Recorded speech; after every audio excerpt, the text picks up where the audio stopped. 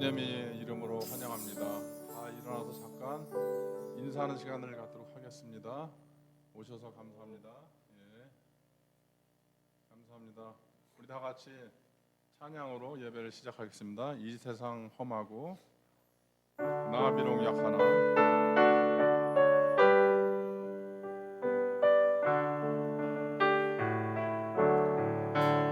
이 세상 험하고 나 비록 약하나 늘 기도 힘쓰면 큰 권능 얻겠네. 주의 은혜로 대속받아서 비와 같이 붉은 죄 눈같이 희겠네. 주님의 권능은 한없이 크니 돌 같은 내 마음 꼭 녹여주소서. 주의 은혜로 대속하여서 비와 같이 붉은 죄 눈같이 희겠네. 내 마음이 약하여 늘 넘어지오니 주 예수 힘주사 굳세게 하소서. 주의 은혜로 대속하여서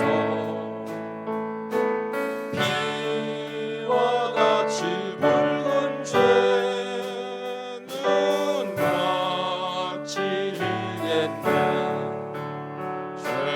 죄사함 받은 후 새 사람 되어서 주 앞에 서는 날 늘 찬송하겠네.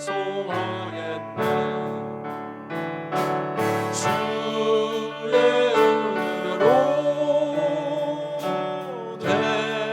대속하여서 비와 같이 붉은 죄 눈같이 희겠네.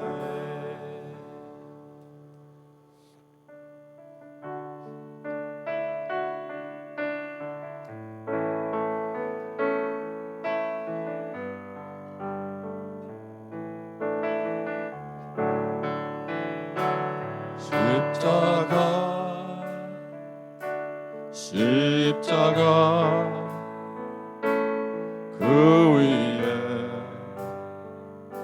나 죽었네. 그 사랑 내 속에 강같이 흐르네. 그의 생명 내 속에 그의 능력 내 안에 그의 소망 내 삶에 나의 삶 주의 것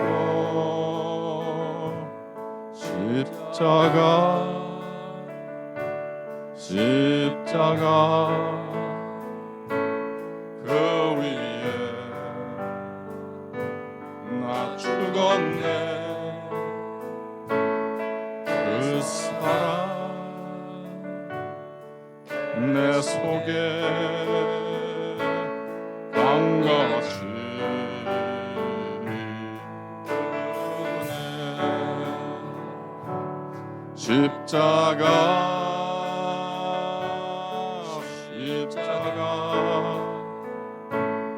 그 위에 나 죽었네. 그 사랑 내 속에 강같이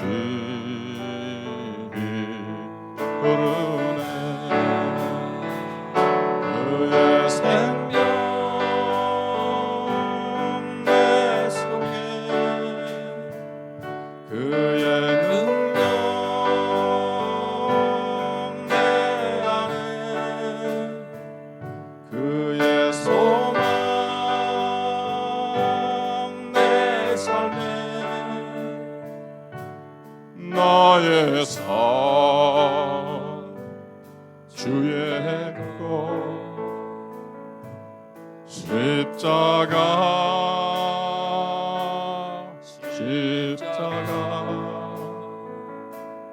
그 위에 나 죽었네. 그 사랑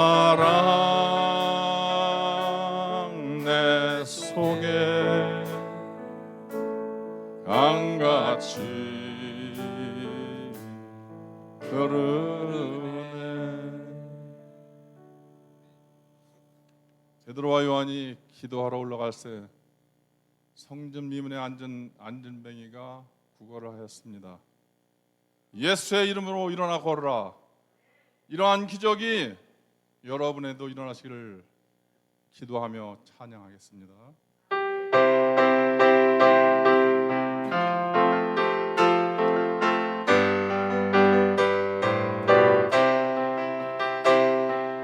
베드로와 요한이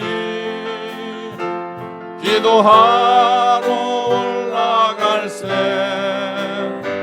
성전 미문에 앉은 안전뱅이 구걸을 하였네. 그는 걸었네, 뛰었네, 찬양했네. 그는 걸었네, 뛰었네, 찬양했네. 온 나사렛 예수 이름으로 일어나 걸으라. 금가운 나 없어도 내게 있는 건 내게 주니. 온 나사렛 예수 이름으로 일어나 걸으라. 그는 걸었네, 뛰었네, 찬양했네. 그는 걸었네, 뛰었네, 찬양했네.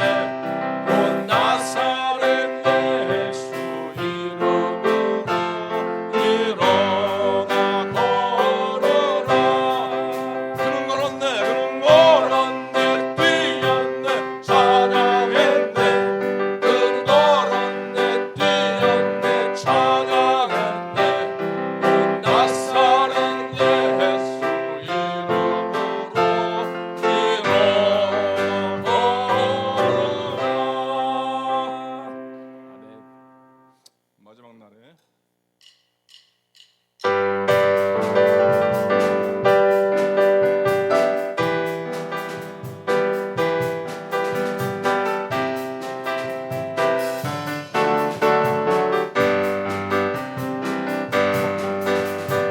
마지막 날에 내가 나의 영으로 모든 백성에게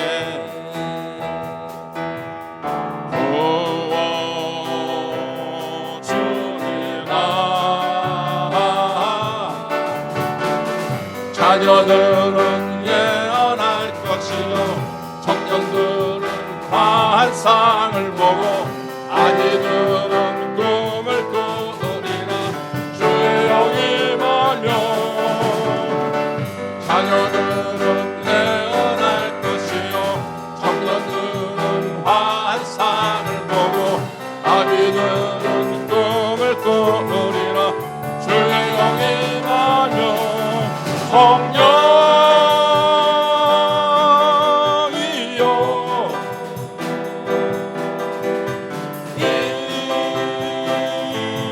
임하소서.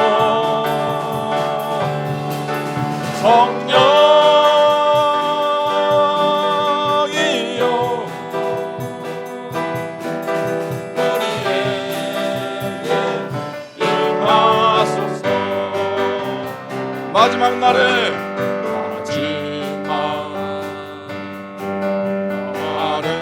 내가 나의 영으로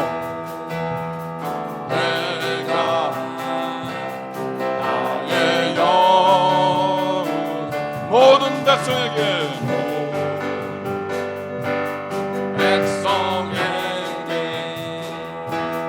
부어주리라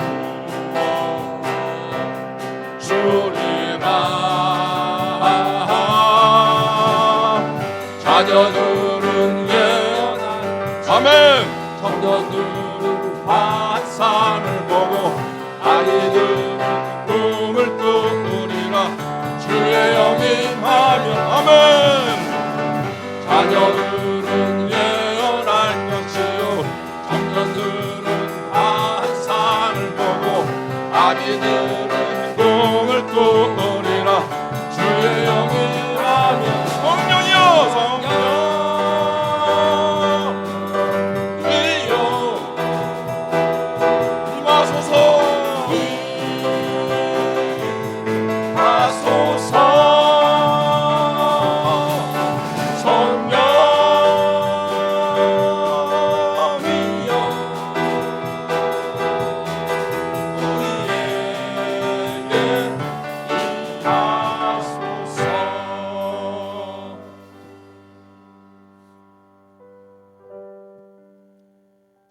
교회를 사역하시는 목사님, 전도사님, 그리고 모든 성도님들 위해 통성으로 기도하겠습니다. 하나님 아버지의 깊은 절망의 수렁 가운데 주님께 닿을 수 없었던 우리였지만 어두운 마음 중에 하늘을 향해 주의 이름 나 부를 때 어둠을 뚫고 오신 주 사랑, 우리의 절망을 거두신 주님, 예수님은 우리의 산 소망이십니다. 주님, out of control, 우리의 힘으로 할 수 없는 것이 너무 많아 주님 앞에 간절함으로 기도를 드립니다.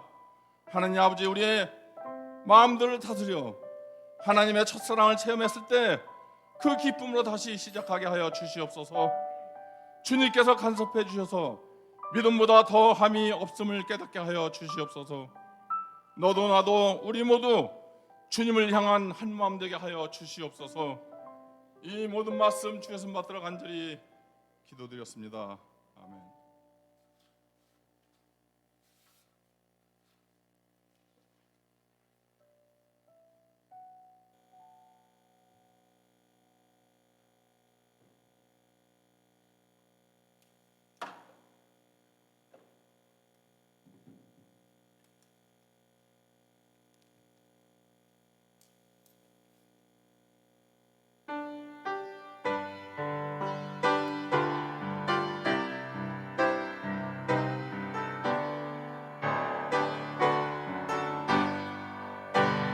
나의 영원하신 주여 생명보다 귀하다.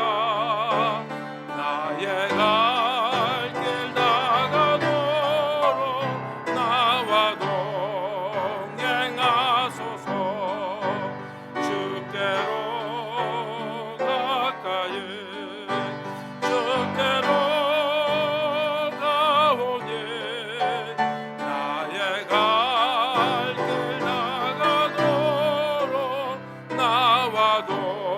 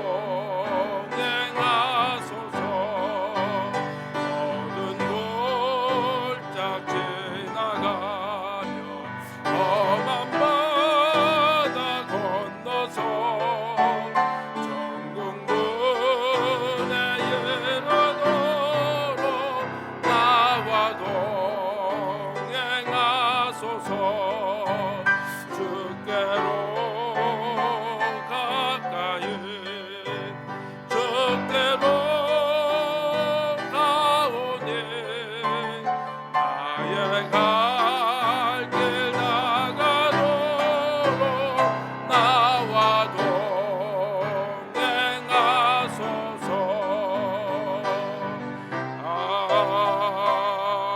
아멘.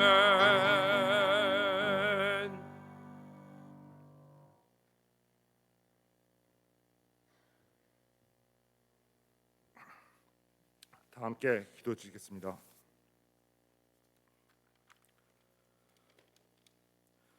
여호와는 나의 목자시니 내게 부족함이 없으리로다. 그가 나를 푸른 초장에 누이시며 쉴 만한 물가로 인도하시는도다.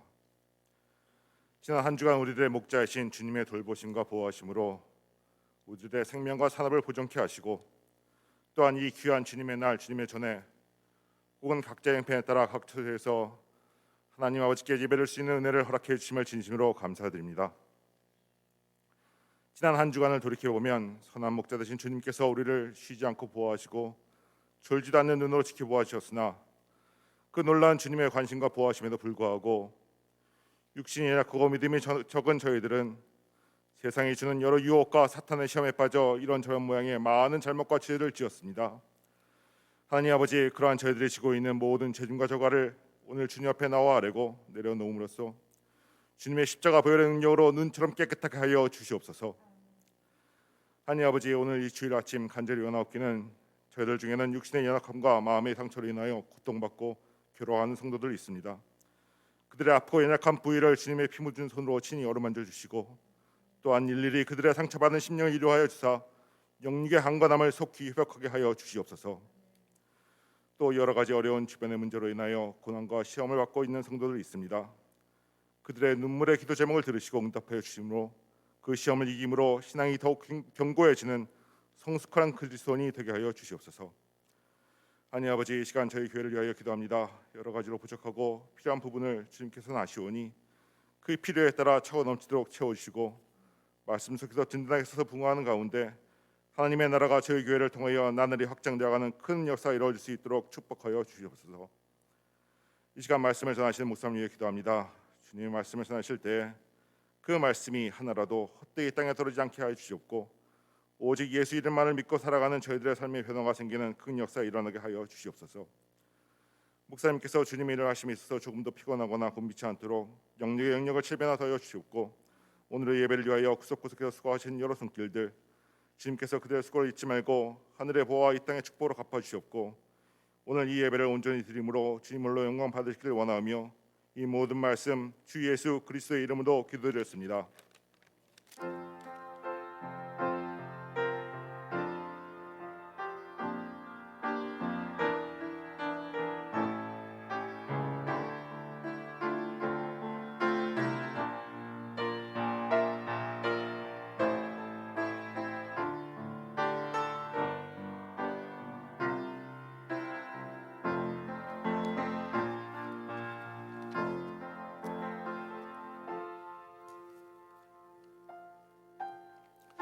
네, 반갑습니다. 우리 한번 앞뒤에 계신 분 인사해 보실까요? 네, 주님의 이름으로 살아갑니다. 반갑습니다. 안녕하세요. 네, 안녕하세요. 네, 날씨가 좀 아직도 좀 들풀릴 것 같은데 많은 아프신 분도 그래도 좀 회복되어 나오신 분도 계시고 새로운 얼굴도 계시고 반갑습니다. 우리 한 분 한 분 주님의 이름으로 사랑하고 또 축복합니다. 감사합니다. 우리 교회 소식 함께 보시겠습니다. 우리 4번에 보시면 우리 추운 겨울 아직 춥죠. 그래서 도네이션 좀 하려고 그러는데요. 혹시 집안에 깨끗한 옷 있으시면 갖다 주시면 우리 함께 2월 말까지 받아서 전달하고자 합니다. 많이 참여해 주시면 감사하겠습니다. 오늘 예배 후에는 우리 사무총회로 모이겠습니다. 그래서 여러분 끝나고 바로 가지 마시고 잠깐 남으셔서 우리 함께 결산과 예산에 대해서 인증해 주시면 감사하겠습니다. 헌화하실 분들은 해주시면 감사하겠고요. 큐티책 2월호가 도착했는데 지난번에 광고를 냈는데 혹시 못 보신 분도 계신 것 같아요. 혹시나 만약에 또 추가로 원하신 분, 정기도 하신 분들을 원하시면 예배 후에 김명 집사님이나 또 소윤사모에게 말씀해 주시면은 추가 주문해서 해드리도록 하겠습니다. 참고해 주시면 감사하겠습니다. 우리 교육부서에서 어린이들, 학생들 바이블들이 하고 있거든요. 여러분 위해서 기도해 주시고 많이 격려해 주시면 감사하겠습니다. 우리 함께 말씀 보겠습니다. 이 시간 우리 사도행전 17장 16절에서 31절까지 말씀.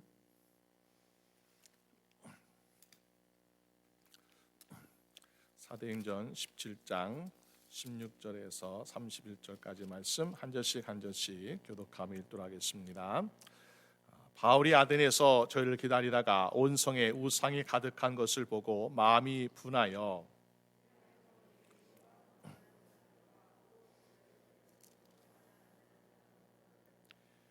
어떤 에비구레오와 스토이고 철학자들도 바울과 쟁론할세 혹은 이르되 이 말장이가 무슨 말 하고자 하느냐 하고 혹은 이르되 이방신들을 전하는 사람인가 보다 하니 이는 바울이 예수와 또 몸의 부활 전함을 인함이로라.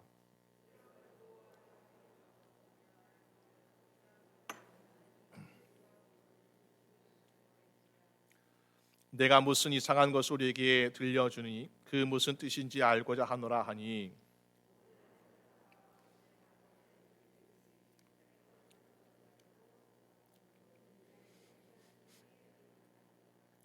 바울이 아레오바고 가운데에 서서 말하되 아덴 사람들아 너희를 보니 범사에 종교성이 많도다.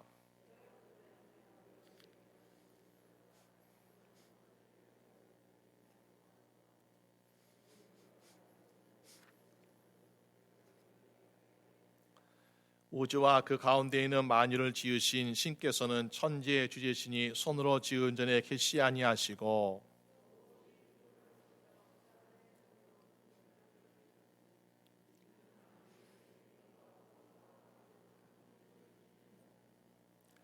인류의 모든 족속을 한 혈통으로 만드사 온 땅에 거하게 하시고 저의 연대를 정하시며 거주의 경계를 하나셨으니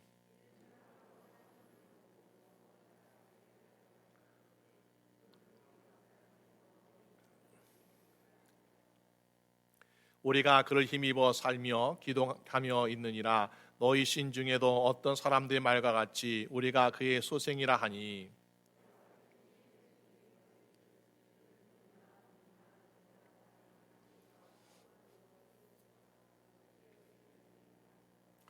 알지 못하던 시대에는 하나님이 허물치 아니하셨거니와 이제는 어디든지 사람을 다 명하사 회개하라 하셨으니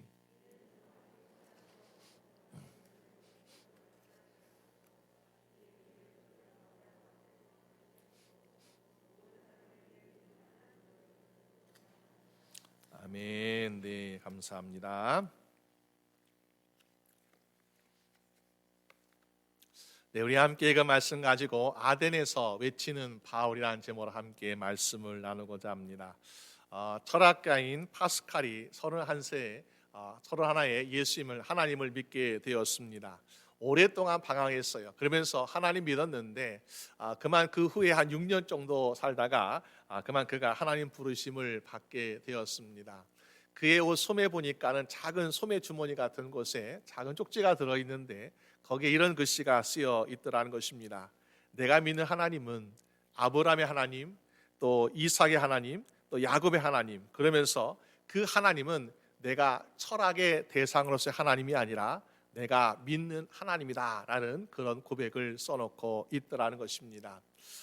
우리가 세상에서 지식이나 어떤 철학에 대해서 여기에 어떤 진리가 있을까 하면서 많은 연구하기도 하고 또 거기에 몰두하기도 합니다. 물론 철학이라는 것은 우리를 더 지혜롭게 만들기도 하고 우리의 삶을 더 나은 인생을 만드는 도와주는 학문이라고 볼 수 있는 거죠. 학문과 진리는 다른 것 같아요. 학문은 내가 탐구하면 더 얻고 기쁨을 얻는 것으로 만족하지만은 진리는 무엇이 담겨 있습니까? 진리에는 거기에 생명이 있다는 거죠. 진리에는 구원이 있다는 것입니다. 그래서 디모데 후서 3장 15절에 성경은 능히 너로 하여금 그리스도 예수 안에 있는 믿음으로 말미암아 구원에 이르는 지혜가 있게 하느니라 라는 말씀을 하고 있습니다.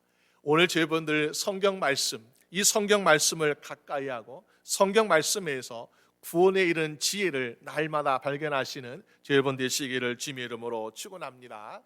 우리는 성경을 배우고 성경을 가까이하고 성경을 묵상하기를 더 좋아하고 많은 사람들이 성경에 관심을 가져야 돼요. 그런데 세상에서는 그렇지 않죠. 세상에서는 성경을 가까이 하기보다는 철학의 도시 아덴으로 사람들이 몰려들고 있는 것을 보게 됩니다.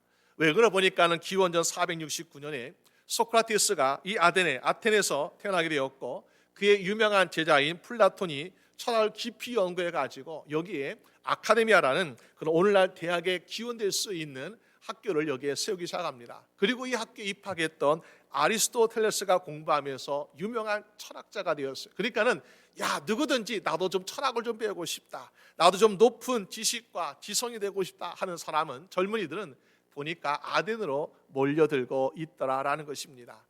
그런데 아덴으로 간 사람, 오늘 성경에 보니까 한 사람이 더 아덴에 가고 있는 것을 보게 되죠. 바로 사도 바울입니다. 사도 바울은 왜 아덴에 갔을까요? 뭔가 좀 배우고 싶어서요? 뭔가 깊은 진리를 깨닫기 위해서 갔을까요? 사도 바울은 지난번에 봤던 우리가 베레아에서 복음을 전했는데 사람들이 신사적인 믿음을 가져가지고 많은 사람들이 죽게 돌아오는 놀라운 부흥의 역사가 일어났습니다. 그러나 데살로니가에 있던 유대인의 회당에 유대했던 사람들이 시기하고 또 여기까지 쫓아와서 핍박하는 바람에 그 베레아에 있는 믿음의 형제들이 바울을 아덴으로 피신시켰다라고 볼 수 있는 것입니다.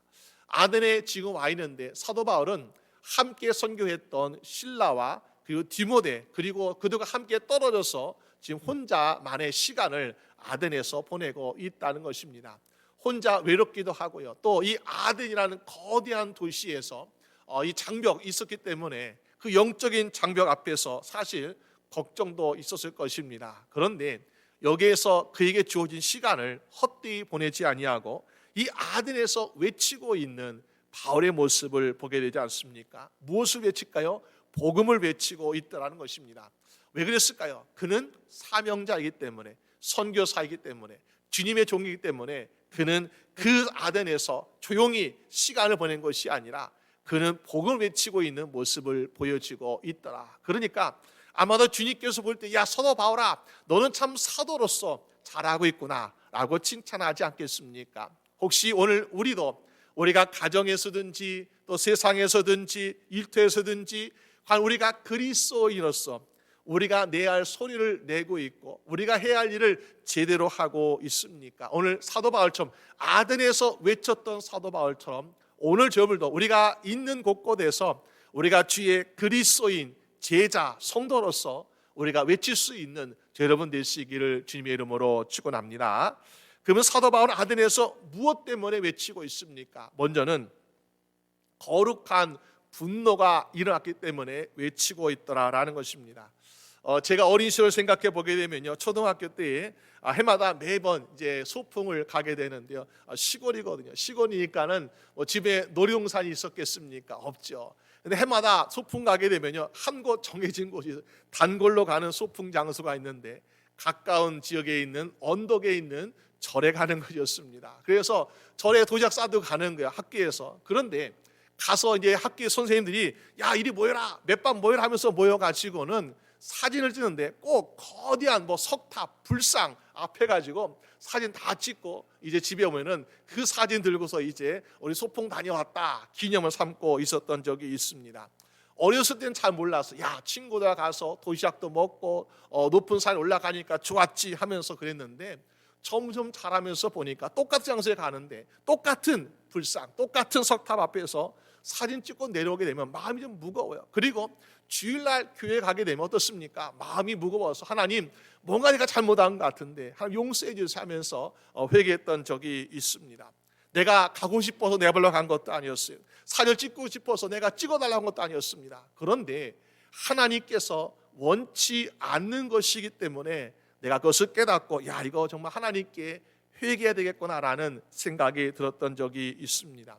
오늘날 우리가 가끔 지금 못하지만은 여행을 자주 했던 분들, 특별히 아시아 지역에 여행했던 분들이 여행 꼭 다녀와서 저에게 목사님 저 여기 좋은 데 갔다 왔어요 하면서 갔다 왔던 사진들을 수백 장을 보여줍니다. 그런데 수십 장, 수백 장의 사진 중에서 꼭 빠지지 않는 것이 있는데 무엇인가 보게 되면 거대한 산이나 바위, 이것을 깎아가지고 만든 절이나 아니면 불상, 이런 우상들, 그 앞에서 찍은 사진이 그들에게는 굉장히 이거 보기 힘든 것을 보고 갔습니다, 대단한 거 보고 갔으면서 보여지는데, 참 우리가 그것을 볼 때마다 어떤 사람은 좀 훌륭하네요, 멋있네요 라고 할 사람도 있고요, 한편으로는 마음에 왠지 모를 마음의 부담감이 있는 것을 보게 됩니다. 우리가 물론 몇백 년 전에 사람의 손으로 직접 깎고 다듬고 하는 놀라운 조각이라는 것을 우리가 누구나 부인할 수 없습니다. 기념될 만하죠. 그렇지만은 하나님의 자녀로서 하나님께서 과연 이것을 기뻐하실까?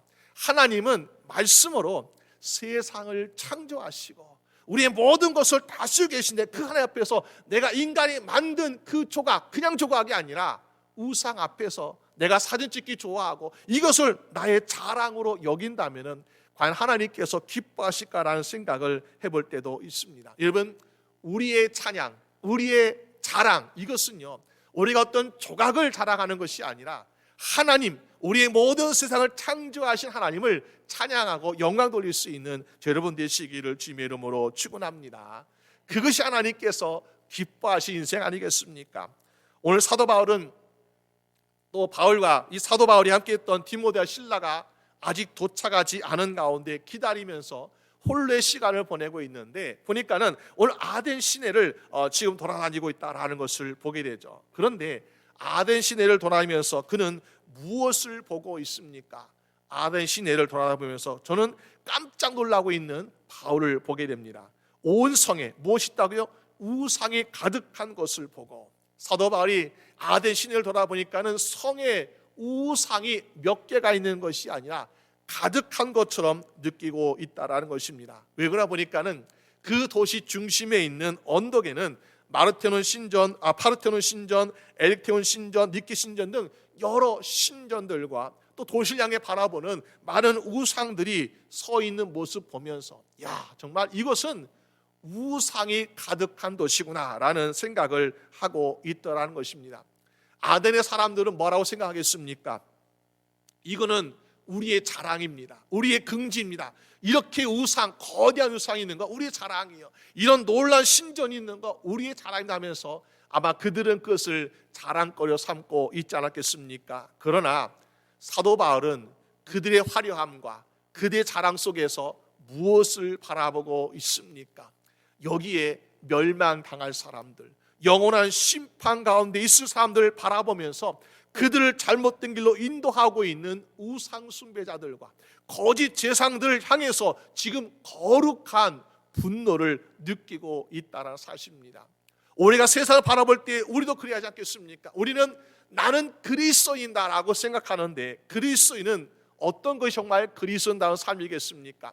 세상 사람들과 좋게 지내는 것, 타협하는 것, 평화롭게 지내는 것, 이것도 좋지요. 왜? 예수님께서 이 땅에 오셨을 때 우리에게 사랑을 가지고 오셨습니다. 그래서 그 크신 사랑으로 소외된 사람들, 가난한 사람들, 아픈 사람들, 그들에게 한없는 사랑을 베풀어 주시고 또 많은 능력과 기적으로 고치신 것을 보게 됩니다. 심지어 예수님께서는요, 은 30에 자기를 팔았던 가룟유다에서 분노하지 않으셨어요. 또 예수님께서는 지혜 없이 채찍을 맞으시고 또 십자가에 달릴 때에 손과 발에 못이 박힐 때에도 그들에게 분노하지 않으셨습니다. 그런데 예수님께서 한 가지 가장 강력하고 무서운 분노하심을 보인 적이 있는데, 그것은 바로 무엇인가 보니까는 하나님의 성전을 더럽힌 것에 대해서 참지 못하고 계셨다라는 것입니다. 예수님께서 예루살렘 성전에 올라가시니까는 성전에 누가 있습니까? 성전 입구에, 성전 뜰에 하나님께 예배 드리러 온 자들, 하나님께 기도하는 자들이 잔뜩 있는 것이 아니라 성전세를 바꾸는 사람들, 비둘기와 짐승을 파는 사람들이 성전 입구부터 장사진을 치고 있는 모습을 보게 됩니다.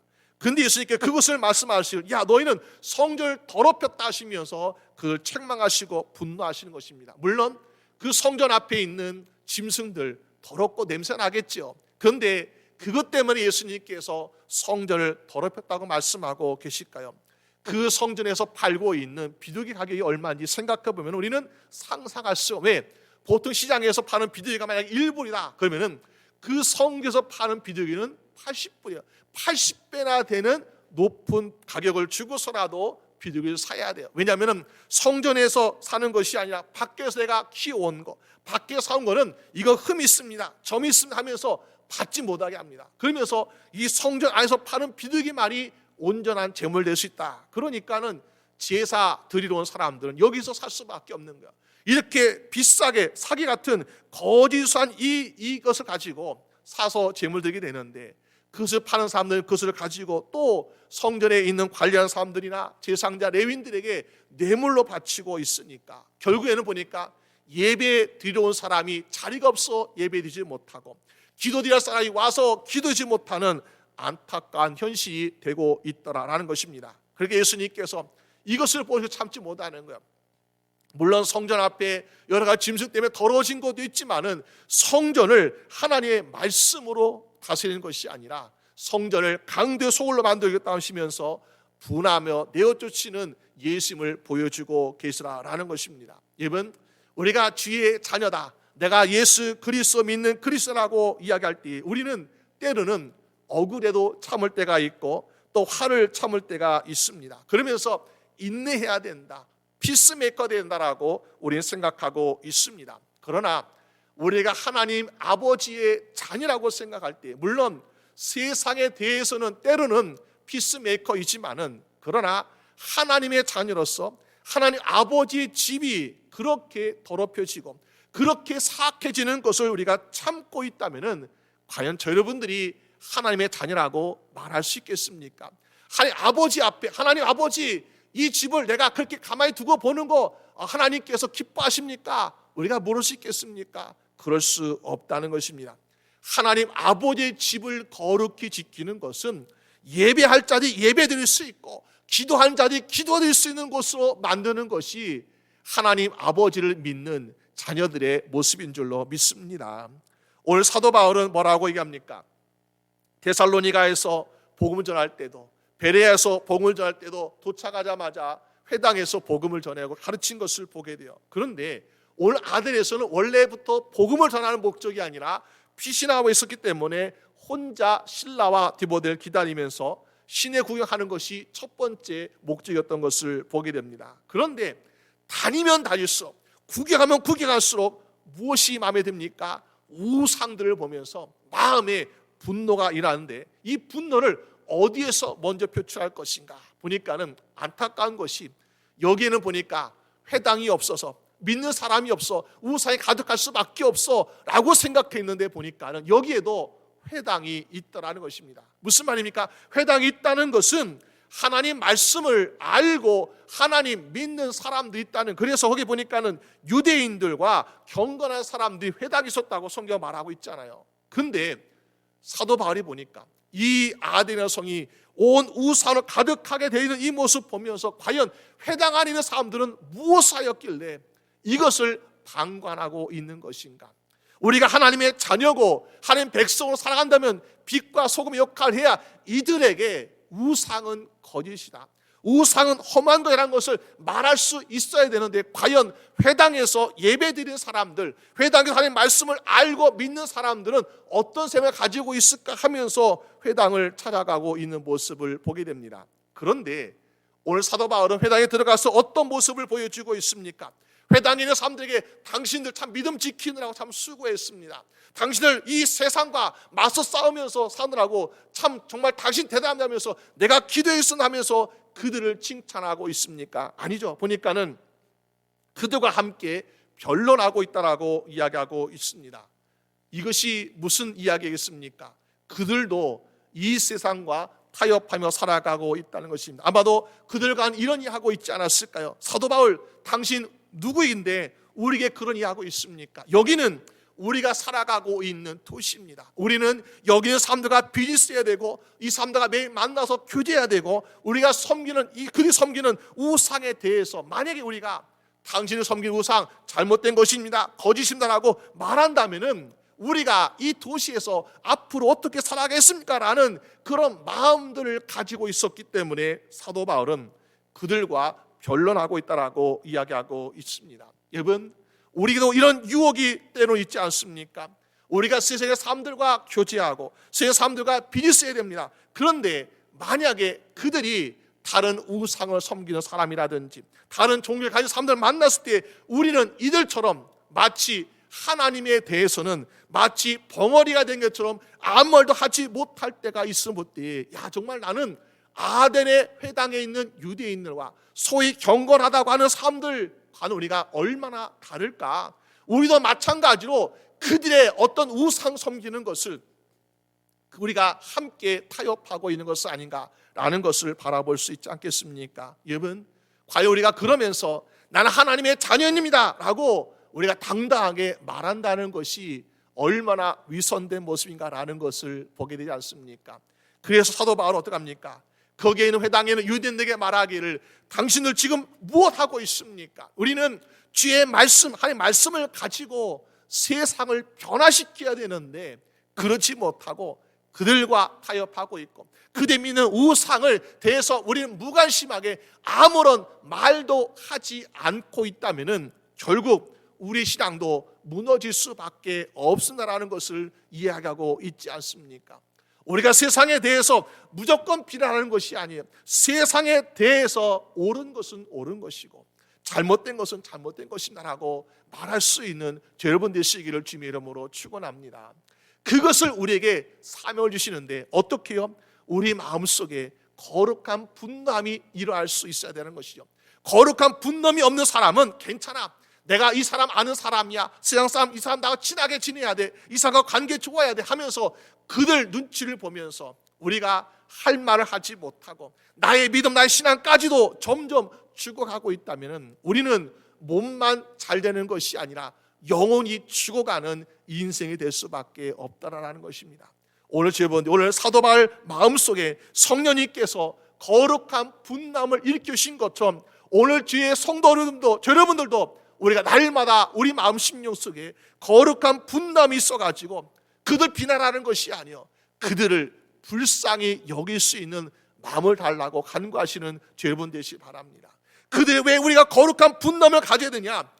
그들이 믿고 있는, 그들이 섬기고 있는, 그들이 가지고 있는 우상 때문에 분명히 그들은 멸망할 것이기 때문에 그들은 영원한 지옥불에 떨어질 것이기 때문에 그것을 바라본다면은 잘못된 길로 인도하는 사람들, 잘못된 것인 그 우상들에 대해서 우리는 더욱더 거룩한 분노함을 가져야 되는 것이 마땅할 줄로 믿습니다.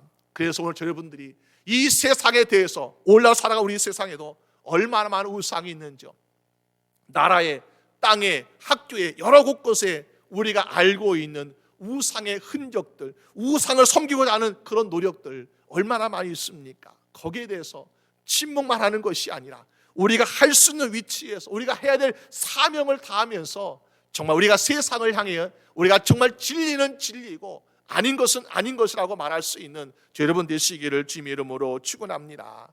그것이 바로 사도 바울이 아덴에서 외치고자 했다는 것입니다. 두 번째로 아덴에서 무엇을 외치고 있습니까? 그들은 거룩한 하나님을 모르고 있었기 때문에 하나님에 대해서 가르쳐주고 있는 모습을 보게 됩니다. 여러분, 만약에 한 도시가 죄 때문에 그들이 심판받아서 멸망을 당한다라고 한다면은 그 안에 있는 믿는 자들은 어떻게 되겠습니까?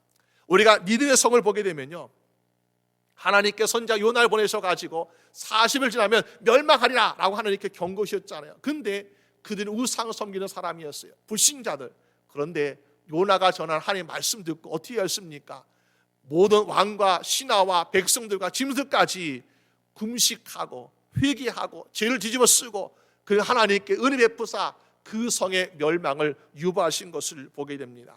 여러분, 우리가 아무리 악한 자들, 악한 성이하여도 그 안에 회개가 일어나게 되면 하나님께서 불쌍히 여기시는 거예요. 그런데 소돔과 고모라 성에 있던 사람들은 어떻게 되었습니까? 하나님께서 아브라함에게 약속하시기를 내가 그곳에 의인 10명이 있다면 그 성을 멸망시키지 아니하리라고 말씀하셨잖아요.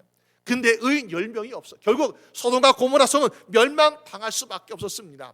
만약에 주의 천사가 아브라함의 조카 롯을 소돔과 고모라 성에서 내오지 않았더라면 그들이 아무리 의롭게 살았다 할지라도 소돔과 고모라 성에서 함께 멸망당할 수밖에 없더라는 사실입니다. 여러분, 그렇기 때문에 우리 어떤 도시가 심판이나 멸망이나 죄악 가운데 있다라고 한다면 우리는 그 안에 있는 구원받을 만한 사람 몇 사람이나 할지라도 그들 위해서 기도하고 그들 위해서 복음을 전할 수 있는 여러분 되시기를 주님의 이름으로 축원합니다. 사도 바울은 아덴에서 보니까 아덴이 어떻다고요? 온 성이 우상으로 가득했다. 그 말은 온 성에 있는 사람들이 거의 다 우상을 숭배하고 있다는 것입니다.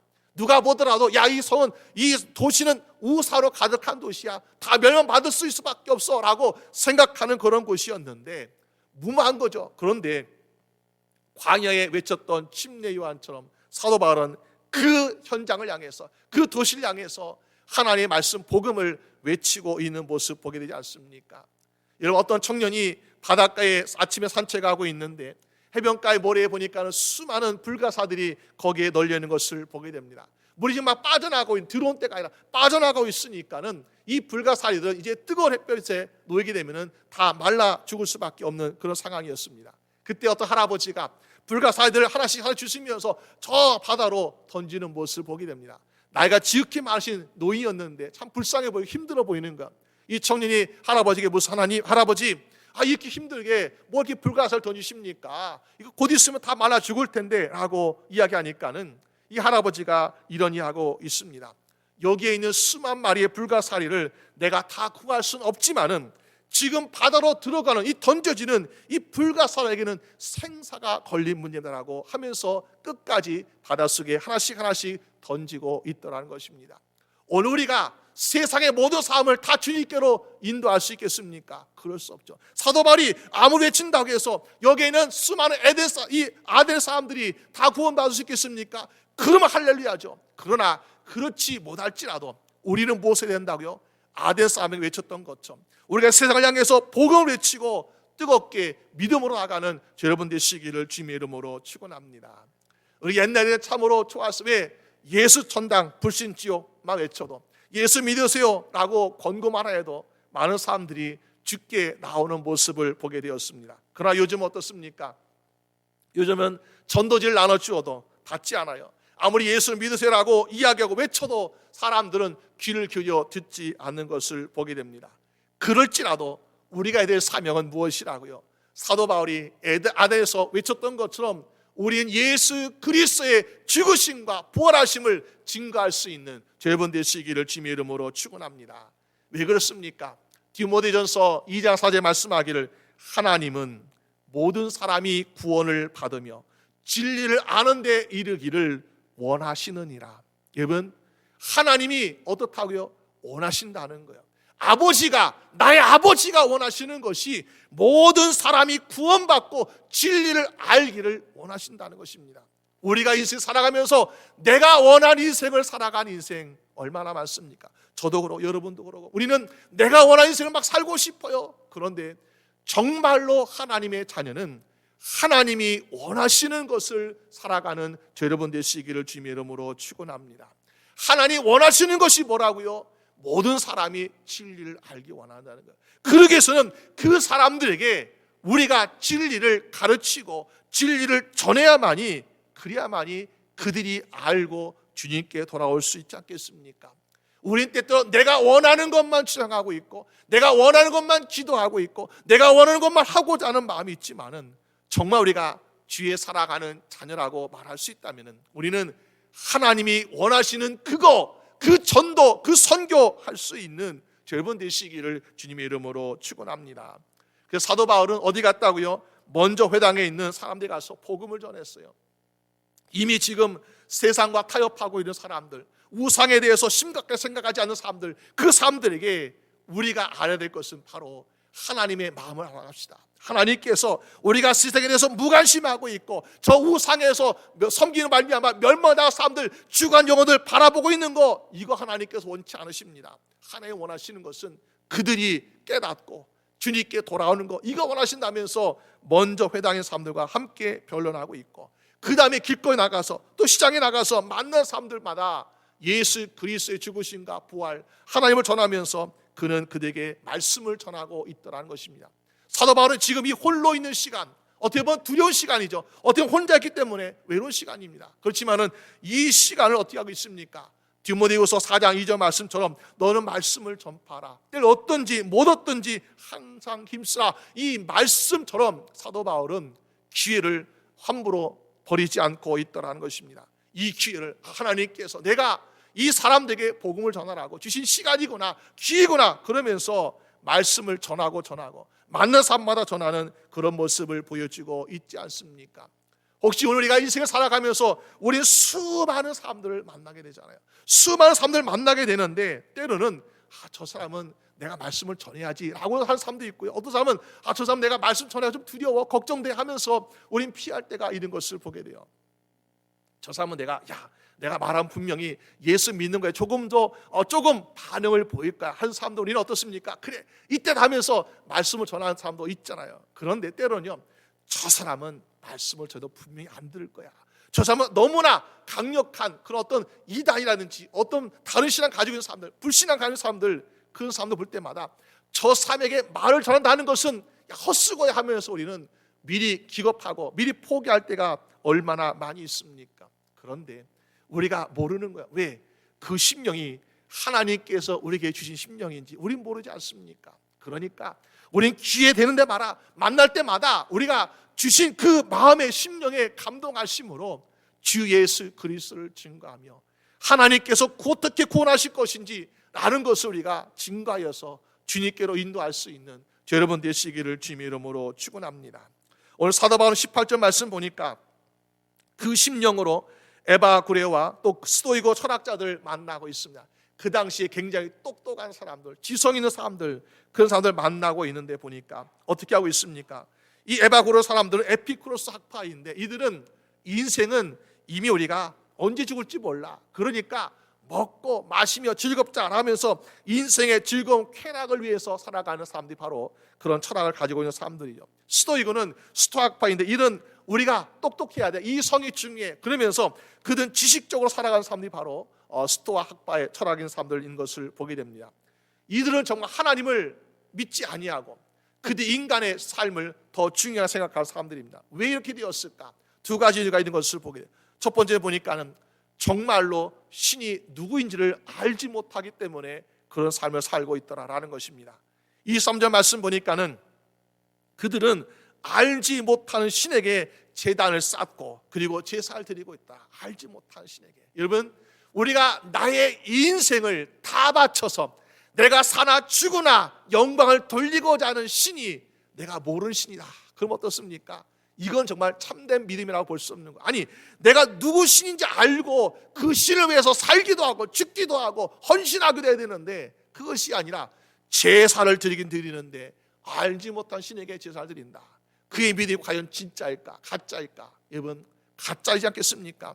기원전 6세기에 이 아덴 주변에서 전염병이 있게 되었는데 구레 사람이 그 전염병에서 사람들 구해졌다는 것입니다. 아마 자기의 신의 이름 부르면서 아마 했겠죠. 그런데 제사를 드리려고 감사를 하려고 하다 보니까는 도대체 어떤 신이 우리를 고쳐줬는지 우리를 구해줬는지 모른다는 거야. 그러니까는 제단을 쌓고 제물 하나 올려놓는 것이 아니라 이것도 저것도 막 놓으면서 이런 신 저런 신 하면서 알지 못한 신에게 감사합니다 하면서 감사를 드리고 있더라라는 것입니다. 여러분, 과연 그것이 진짜 감사하겠습니까? 오늘 우리 인생에 나의 생명을 사망에서 구원해 주신 나의 하나님, 나의 모든 죄악을 용서해 주시고 생명 주신 하나님, 이렇게 우리가 하나님을 부르는 것, 이것이야말로 진짜 신앙이지. 이름도 모르고 누군지도 모르고 내가 섬긴다는 것이 과연 진짜 신앙이냐는 것인가. 그러니까 어떻습니까? 신을 의지하는 것이 아니라 자기 자신을 의지하고 하나님은 없다라고 생각하는 사람들의 모습을 보게 되는 것이요. 그들은 성경에 대해서 뭐라고 얘기하냐 보니까는 시편 4절 말씀 보니까는 악인은 그 교만한 얼굴로 말하기를 여호와께서 이를 감찰하지 아니하신다며 그 모든 사상에 하나님이 없다 한다라고 이야기합니다. 악인이라고 부르고 있어요. 시편 53편 1절 말씀 보니까 어리석은 자는 그 마음에 이르기를 하나님이 없다 하도다. 어리석은 자라. 우리가 하나님을 없다라고 하는 사람들, 신이 없다, 신은 모른다라고 하는 그런 사람들 보니까는 어리석은 인생, 악인하고 성경은 말씀하고 있지 않습니까? 결국 그들의 인생은요 구원받지 못하고 멸망에 이를 수밖에 없다는 것이요. 오늘 저희분들은 나의 생명 되신 하나님 아버지, 나의 구원의 하나님 아버지, 나의 능력 하나님 아버지를 우리가 알고 믿어 말미암아 구원에 이르는 여러분 되시기를 주님의 이름으로 축원합니다. 그들은 알지 못한 신 때문에 멸망하는 거예요. 두 번째로 그들은 알고 있는 신 알자도 그 신이 우리와 함께하지 않고 있다고 생각하기 때문에 인간적인 삶을 살아가고 있습니다. 아덴의 사람들 그리고 이 모든 불신자들 생각해 보니까는 신은 저기 우주 너머에 있는 그런 곳이다. 그렇기 때문에 신이 우리의 인생사에 관여하지 못하고 돕지 못한다라는 생각을 가지고 있습니다. 만약에 그들이 제사를 드린다, 그럴 때 어떻습니까? 제사를 과연 그런 신이 받을 수 있겠냐라는 거죠. 제사 드리는데 저 멀리 계신 신이 어떻게 제사를 받겠습니까? 우리가 기도하는데 어떻게 우리 기도를 받겠습니까? 그러니까 그대 믿는 신앙이 헛되지 않습니까? 오늘 우리는 어떻습니까? 우리의 신앙은 우리와 함께 하시는 임마누엘 하나님을 믿는 저 여러분들로 믿으시기 바랍니다. 그래서 사도 바울은 어떻게 말하고 있어요? 야, 하나님은 우리 하나님은 그런 분이 아니셔. 우리 하나님은 저 멀리 계시지만은 또 우리 심령 안에 함께하고 계시는 임마누엘 하나님이다. 그것을 보여주기 위해서 우리 하나님 보고 싶어요, 듣고 싶어요, 알고 싶어요. 그러니까 하나님께서 육신을 입고 이 땅에 오셔서 우리의 죄를 위해서 대신 십자가에 짊어진 그 하나님이셔라고 설명하고 있지 않습니까? 그 하나님은 말씀으로 세상을 창조하셨고, 그 하나님은 시간과 공간의 경계를 정하셨고, 그 하나님은 오늘도 멀리 계시지 않고 우리가 더듬어 찾을 수 있을 만한 곳에 함께 계시면서 우리와 함께 동행하고 계신다고 말씀하고 있습니다. 여러분, 그 하나님을 내가 믿는다는 것이 얼마나 감사한지요. 내가 만지도 못한 하나님, 내가 알지도 못한 하나님을 믿는 것이 아니라 나의 이름을 불러주시고 나의 머리털 하나도 다 세신 받으신 그 하나님을 내가 믿고 있고, 매일 순간순간마다 내가 고난이든 기쁨이든 어떤 이든 간에 나와 함께 동행하고 계신 그 하나님을 함께 동행하기 때문에 우리는 언제든지 걱정도 하지 아니하고 두려워하지도 아니하고 믿음으로 살아가는 인생을 우리가 살아가고 있는 것을 볼 수 있지 않습니까? 그럴 때 우리는 어떻습니까? 그런 사람들이 가지고 있는 걱정, 근심, 두려움이 없어요. 왜? 나의 하나님이 나와 함께 계시잖아요. 그들은 오늘 걱정하고 내일 걱정하고 죽음을 걱정하는데 그거 뭐 걱정해. 오늘도 나와 함께하고 계시는데 내일도 함께할 것이고 영원히 함께할 것이기 때문에 내가 그것을 왜 걱정해 하면서 우리는 걱정 없는 인생을 살게 될 줄로 믿습니다. 예수님께서 마태복음 7장 7절 8절 말씀하시기를 구하라 그러면 너에게 주실 것이요, 찾으라 그러면 너희가 찾을 것이요, 문을 두드리라 그러면 너희가 열릴 것이니 구하니마다 얻을 것이요, 찾는 이가 찾을 것이요, 두드리게 열릴 것이라고 말씀하고 있습니다. 이것이 꼭 기도에 대한 것만이 아니에요. 기도도 그렇게 하면 응답받지만은 하나님을 찾고 싶어요, 하나님을 구하고 싶어요, 하나님 만나고 싶어요, 하나님 음성을 듣고 싶어요. 그렇게 사모하는 심령에게 날마다 하나님과 만나고 동행할 수 있는 은혜가 임하게 될 줄로 믿습니다. 여러분, 그 사도 바울 어떻게 했으면 그들에게 말하기를 야, 내가 너희가 궁금해하는 알지 못하는 신 하나님이야. 너희가 멀리 땅하는 그 신 바로 하나님 우리 함께 계셔라고 그들에게 전하고 있지 않습니까? 그런데 문제는 무엇입니까? 아덴에서 외치고 있는 사도 바울이지만은 그들은 그 말을 듣고서 반응하기 어떻게 하고 있습니까? 어떤 사람은 비웃기도 하고, 어떤 사람은 오늘 됐으니까 나중에 듣겠습니다 하면서 내일로 미루고 있는 모습 보게 돼요. 사도 바울 입장에서 굉장히 실망이 돼요. 지금 전심을 다해서 두려움과 어떤 장벽을 다 이겨내고 지금 전하고 있는데 그들은 오히려 무관심하고 비난하고 있는 모습 볼 때에 어떤 사람들은 야, 사도 바울은 아덴에서의 전도 사역은 실패했다, 선교 실패했다라고 이야기하고 있는 사람도 있습니다. 왜? 다른 곳에서는 수많은 사람들이 예수를 믿고 수많은 사람들이 회개하는 역사가 일어났잖아요. 그런데 아덴에서는 보니까 어떻습니까? 3, 4절 말씀 보니까는 몇 사람이 그를 전하여 믿으니, 여러분 다른 곳에는 수십 수백 명 수천 명이 주를 믿는 역사가 일어나고 있는데 이들은 비난하고 내일로 미루고 그러면서 무관심하면서 오직 몇 사람만 이 사도 바울이 전하는 복음의 귀를 기울이고 있고 회개하고 믿음을 가지고 있더라라는 사실입니다. 어떻게 보면 우리가 지금까지의 어떤 성과에 비해서는 너무나 지극히 작은, 어떻게 보면 실패라고 볼 수 있는 그런 모습일지도 모릅니다. 그러나 여기 보니까 판사인 디오누시오 그리고 다마이라는 부인이 믿음을 갖게 되었는데, 오늘날 그리스 사람들에게 당신은 하나님 믿습니까? 당신은 예수 그리스도 믿습니까? 라고 질문할 때 98%가 나는 그리스인이라고 고백하고 있더라는 것입니다. 사도 바울이 전한 것, 복음을 전했을 때 고작 몇 사람이었어요. 그런데 하나님께서 그 성을 불쌍히 여기시고, 그 우사에 가득한 그 아덴의 성을 불쌍히 여기시고, 허공 외치는 같이 외쳤던 사도 바울의 그 부르심을 하나님은 기억하셔서 몇 사람을 통해서 수많은 사람들의 열매가 되는 축복을 주시고 계시라는 사실입니다. 오늘 저희분들이 우리의 가정이 아덴과 같은 곳입니까? 우리 이웃들이 아덴과 같은 곳입니까? 아니면 우리가 지금 살아가고 있는 곳이 아덴과 같은 곳에 살아가고 있습니까? 그럴지라도 우리가 거룩한 분노함을 깨달아서, 또 불쌍함을 깨달아서 그들 위해서 기도할 수 있고, 그들 위해서 부르짖어 말미암아 하나님께서 원하시는 그거, 한 영혼이라도 모든 사람들이 진리를 알고 주님께 돌아오는 그것을 할 수 있는 저 여러분 되시기를 주님의 이름으로 축원합니다. 우리 함께 기도드리겠습니다. 이 시간 우리 함께 기도하기를, 하나님, 지금까지 내가 믿음을 가지고 살아가면서 내가 하나님 원하시는 거 하지 아니하고 내가 원하는 거 하며 살았습니다. 내가 원하는 거 구했습니다. 내가 원하는 거 달라고 하나님께 떼었습니다. 근데 하나님, 내가 원하는 거 말고 하나님 원하시는 거, 그거 할 수 있게 하여 주시옵소서. 모든 사람들이 진리를 알고 그 진리 가운데서 구원에 이르기를 바라시는, 하나님 원하시는 그것을 우리가 감당할 수 있게 하여 주시옵시고, 그것을 위해서 기도하게 하여 주시옵시고, 그것을 위해 노력할 수 있는 주의 성되게 하여 주시옵소서. 우리 다 같이 한 모습 같이 기도하겠습니다. 아버지 하나님, 주여 도와주시옵소서.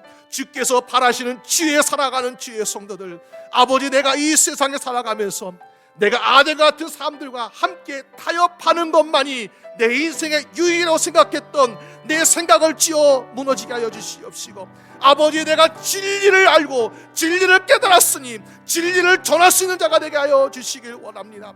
아버지, 이 세상의 빛과 소금의 역할을 감당할 수 있게 하여 주시옵소서. 아무리 좋은 소금이라도 그 맛을 내지 못하면 버린다고 말씀하셨사오니, 주여, 우리 모든 주의 성도들이 각자의 주신 은사와 능력과 은혜대로 아버지 그 소의 빛을 말씀낼 수 있도록 아버지 하나님 도와주시길 원합니다.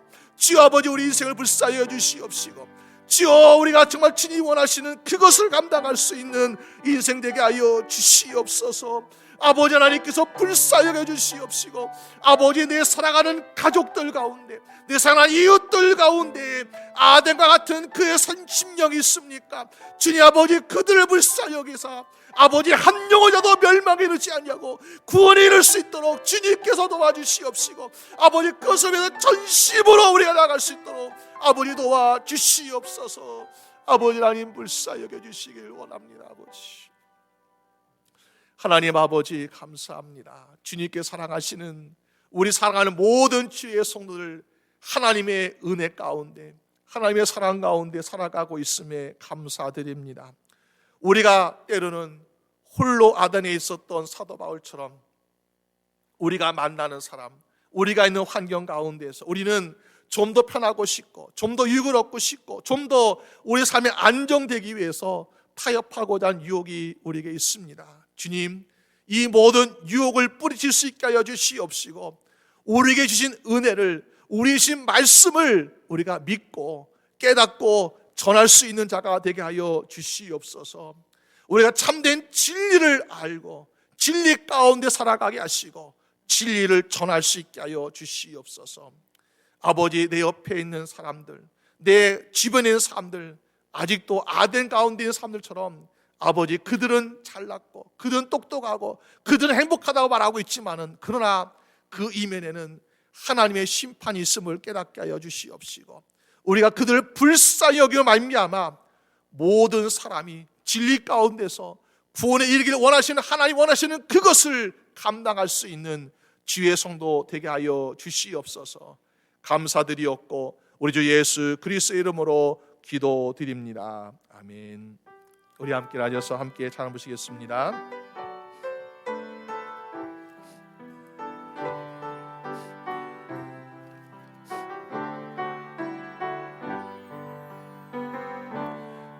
여기에 모이느니 주의 은총 받은 자여라. 주께서 이 자리에 함께 계심을 아노라.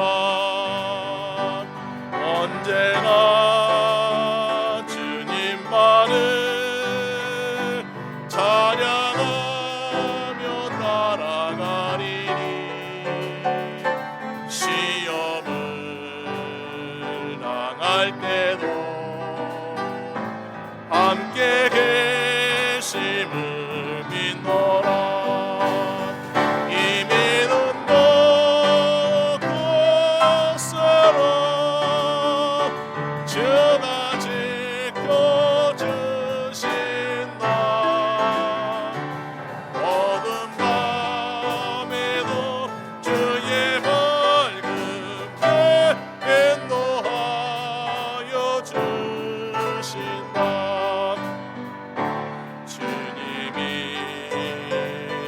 하시니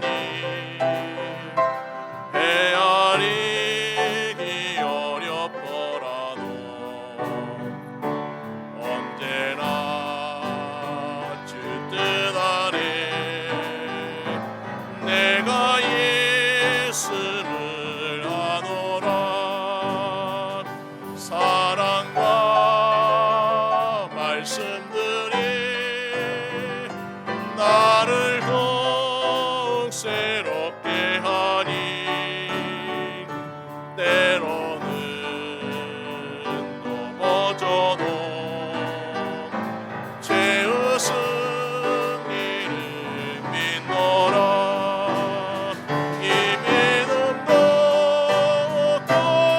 꽃으로 주가 지켜주신다. 어느 밤에도 주의 밝은 은혜는 더하여 주신다. 기도하겠습니다. 하나님 아버지 감사합니다. 이 시간 우리의 마음과 정성과 물질로 예물 드릴 때에 주님께서 기뻐 받아주시옵시고 쓰여진 곳곳마다 죽어가는 영혼이 살아나게 하시고 잃어버린 영혼이 주님께 돌아올 수 있도록 인도하여 주시옵소서. 우리 사랑 모든 주의 성도의 가정, 일터 주님 축복하여 주시길 원합니다. 주의 능력의 손이 함께하여 주심으로 저희의 믿음으로 심는 것마다 30배, 60배, 100배의 결실 나게 하여 주시옵시고 아버지 차고 넘치는 복을 주어서 더 많은 것을 섬기며 영광 돌릴 수 있도록 인도하여 주시옵소서. 나누고 베풀며 섬기기에 부족함이 없도록 주님 가득가득 채워주시옵소서. 아버지 또 우리 사랑하는 주의 성도의 연약한 육신의 질병도 살펴주시옵시고 우리의 모든 질병, 전염병 주님께서 고쳐주리사 주 안에서 고치지 못하는 것이 하나도 없는 인생 되도록 주여 축복하여 주시옵소서. 날마다 생과 능력을 주어서 피곤하지 아니하며 아프지 아니하며 지치지 않은 인생으로 섬길 수 있도록 주여 인도하여 주시옵소서. 이제는 우리 주 예수 그리스도의 은혜와 아버지 하나님의 사랑하심과 성령님의 인도하심이 오늘 주님께 예배드리는 우리 사람 모든 주의 성도들과 그 가정과 일터와 우리 교회와 선교지 위에 지금부터 영원히 함께 하시기를 간절히 축원하옵나이다. 아멘.